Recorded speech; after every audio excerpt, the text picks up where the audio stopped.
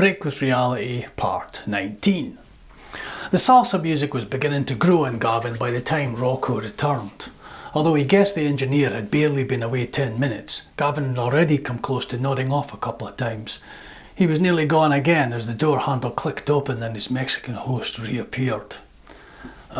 Sorry mate, Gavin drawled, eyes half shut and trying to focus on Rocco. Just about drifted away there. He turned his head back, but immediately performed a perfect double take as his brain registered what the chief engineer was holding in his hands. The grinning South American held his arms out in front of him. In his left hand he held a plate with a lightly steaming burrito in the centre of it.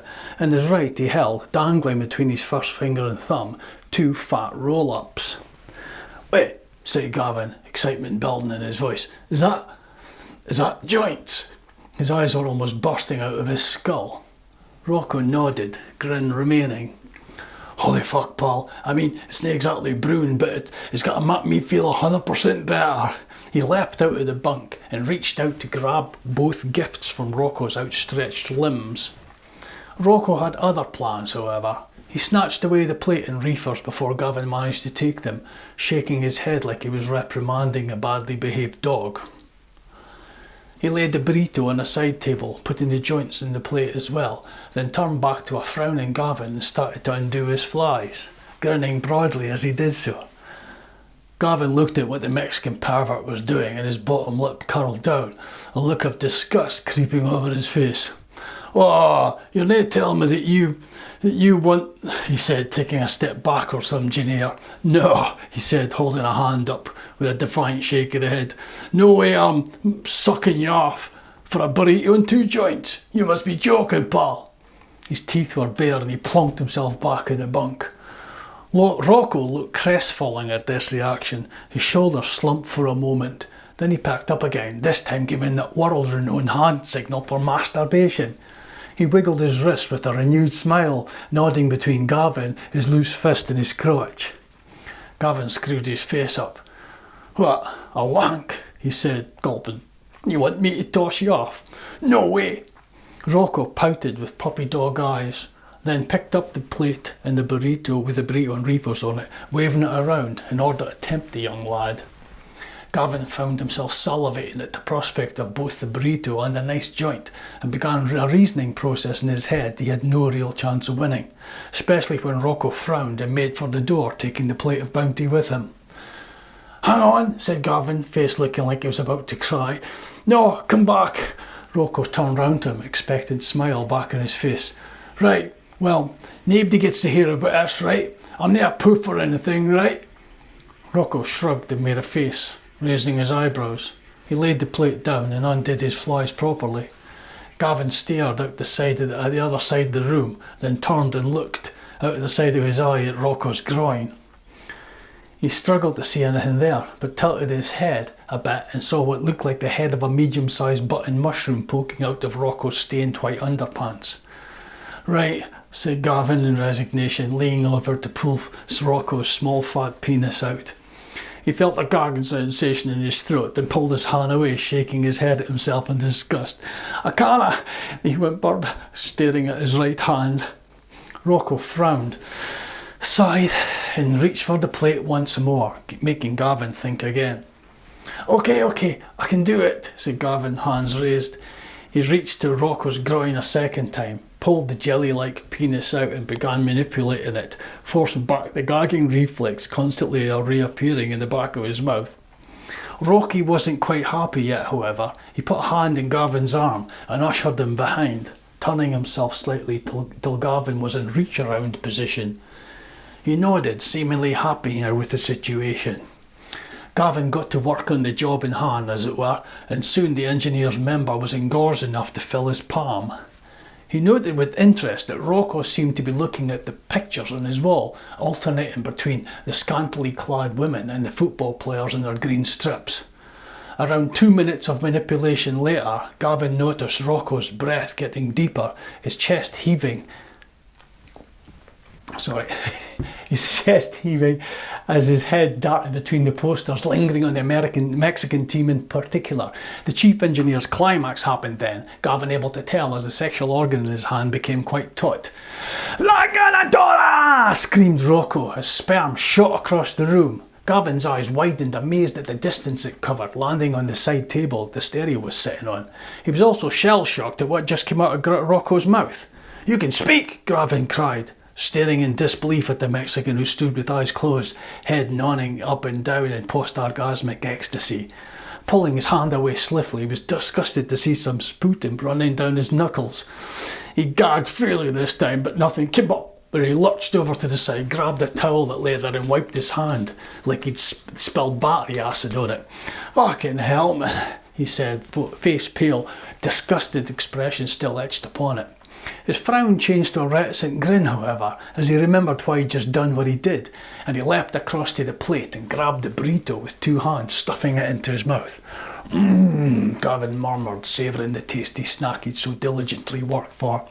He picked up the two joints and sat back in the bunk, just as Rocco threw a lighter in his general direction. Just then, a shrill siren sounded inside the cabin, and some red and amber lights started flashing on a metal wall panel beside the door. Rocco darted over to it, fastening his flies and stares at the alarms. He turned back to Gavin, winked at him, and then disappeared out of the door, leaving Gavin to enjoy his well-earned loot.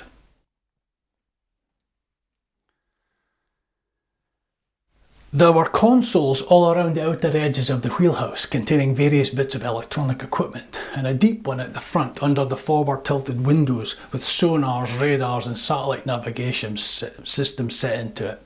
A large central island console with a perspex covered map of what looked like to Keir like the North Sea on it dominated the middle of the ship's nerve centre.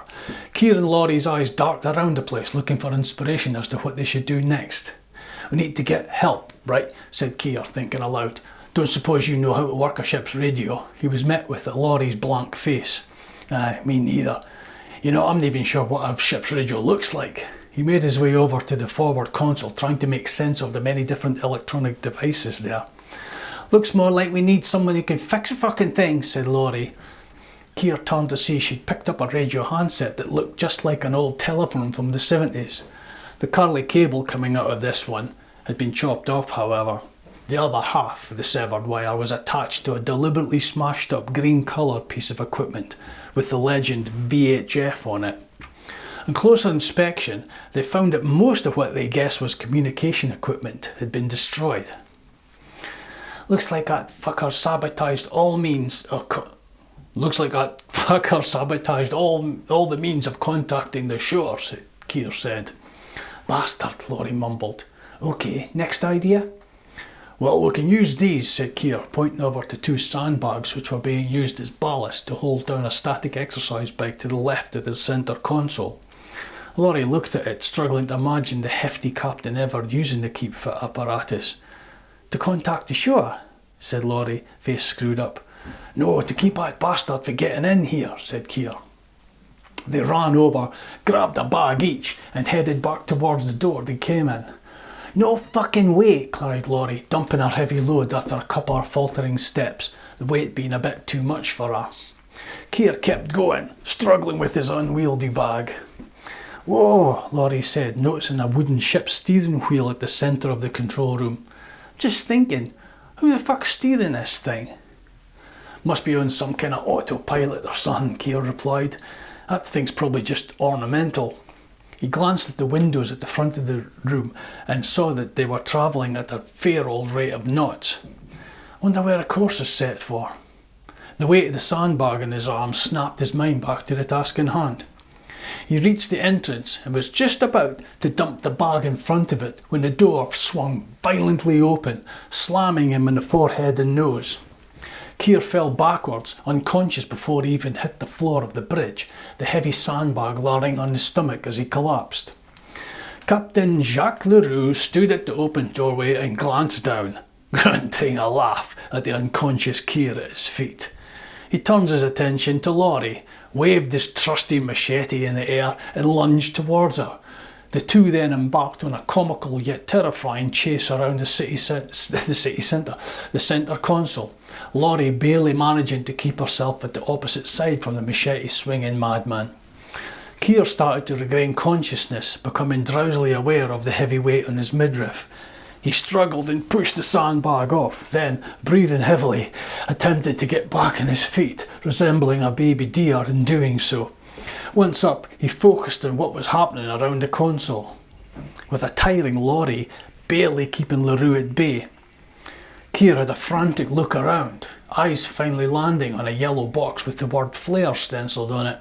He darted over, grabbed the box by its rope handles and threw it directly at LaRue's head on his next circuit of the island console. The captain lifted his arms in a defensive reflex, averting the full force of the blow from his face, managing to deflect the trajectory of the box, which ended up smashing and lodging its way halfway through one of the wheelhouse side windows. A crimson gash appeared above his left eye, still bloody and bruised from the ashtray incident earlier, and the claret-coloured liquid trickled down into the already injured eye. He looked slightly dazed from the blow, but remained standing, resolute hatred in his good eye, staring at his nemesis, Keir. At that point, all three heads swiveled round as a door to the outside swung open, slamming against the bulkhead in a blast of torrential rain, through which staggered the dripping wet figures of Kirsten and Dougal.